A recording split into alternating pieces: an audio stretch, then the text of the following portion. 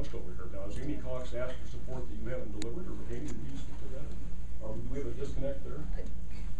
I think there is a little bit of a disconnect, only in that Lisa Bigelow, Nick Kettle, myself, Jay Anderson met in September and actually did a webinar on strategic planning so that we could get some best practices. We looked at Pitkin County, for example, and how they were handling their process internally, how they could do that cost effectively. I think it's just, there's been no sort of direction that let's step forward, and I think that's what the purpose of this meeting was, is to say, let's get the staff back together and figure out what the next steps are. So that's what the direction I would like to see is for council and the mayor to say, hey, just put it out there in big terms. Amy Cox, work with whoever on the city staff and put together a plan, bring it back to us by February 15th. Let's keep it simple. Let's just have the last name Cox. Yeah. No relation. I would just add, Mayor, that I think from the council perspective, that strategic plan would necessarily include the utility at Memorial Hospital. So it's not just about the general city. In the past, the strategic plan we had just was the city. That's right. Because we have separate documents that we use with regards to, well, I should say, the Board of Trustees has a separate documents, obviously, they use with regards to Memorial, and then we have separate documents that we use in terms of our governance responsibilities with regards to utilities. So really that strategic plan focused just on the general city. So do you think you could get back to us collectively by the middle of April? Is that possible? With other resources from the executive branch? Is that a target point where we can hope that you come back to all of us? Is that? Yeah, let me make sure I heard repeat what I think I just heard. I think I just heard that there's some agreement that we need to do this together, not do separate strategic plans, and that we will provide our staffing resources, you will provide your staffing resources to work together to accomplish this. So talking about who has a number of FTEs is relevant. We're allocating our resources, you're allocating your resources, we're going to do it jointly. That's relevant to the extent that the suggestion by Lisa is you have no resources. In fact, your resources have gone up 300%.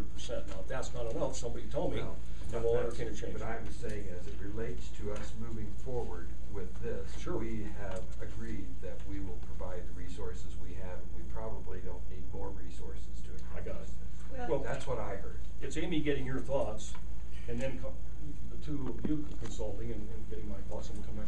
I just need to add comments to our staffing go up 300%. The truth is, we had, in our previous form of government, we had Marty and Dean, we had 2 admin assistants, and Tim Burke served half-time as legislative liaison for the city. So that position was already there. There's 2.5. We have added a half-time person to help us with some of our communication needs and a full-time council liaison. We have added 1.5 people to now help us figure out this whole new form of government where all other resources that we used to have at our disposal are no longer available. To say we've increased our staff by 300%, and why can't you get it done, I just don't think is fair. Well, I'm not in any way suggesting that.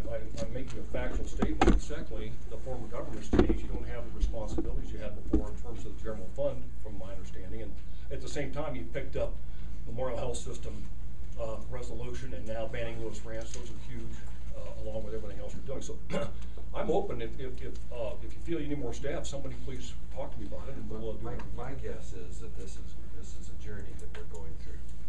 That we may say today we probably have the staff we need. I'm making this up. But 6 months from now, after we've done the work that Val's leading and we've done some other things, we may have to revisit this conversation.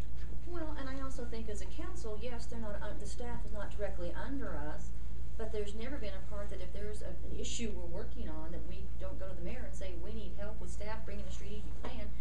He's never going to, I don't want to speak for you, but I can't see you saying no. I think where the staff were lacking is what you foresee, I don't really foresee it, is that if there's a special pet project, no, we can't go task force, them to do a special pet project or ask different little questions. We need to go through the proper procedures of putting those together in one place, which is Amy, that's why we got that position, and then it goes out to everybody. So I don't understand the whole we're so short-staffed. I understand still have the city staff at our disposal, it's just a different process than just telling them directly, Well, and that's- now we go forward. And so that's your discussion on one of those steps. I wanna make sure we're responsive. And I know there's some bumps in the road there, and I please start up and new people in leadership, but we wanna be responsive in an appropriate way. So I think anyways. staff will always be responsive to council in that direction.